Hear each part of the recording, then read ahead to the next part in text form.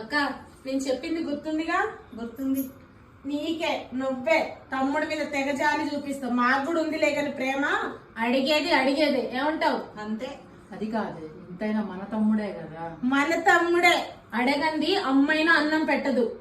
ఏమంటావు? మాకు ఇచ్చినప్పుడు నీకు కూడా ఇస్తారు. సర్లేవే ఆగండి, తమ్ముడు వస్తున్నాడు, వాడు వింటే బాధపడతాడు.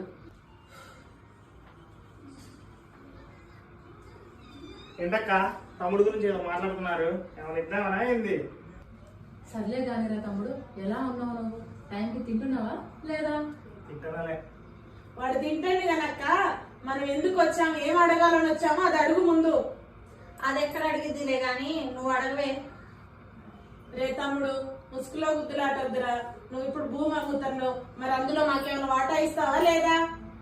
అదేంటక్క అలా అంటున్నారు? మీ ముగ్గురు తోడ చిన్నోని కదా అక్క నేను. మీ ముగ్గురు పెళ్లిళ్ళయ్యాక మీకు ఇచ్చిన తర్వాత మిగిలిందే కదా అక్క నేను ఉంచుకున్నది. ఉన్నదేదో అమ్మేసి పిల్లగాల పేరు మీద ఫిక్స్డ్ డిపాజిట్ చేద్దాం అనుకున్నాను అక్క. అందులో వాట అడుగుతారేంటక్క మీరు?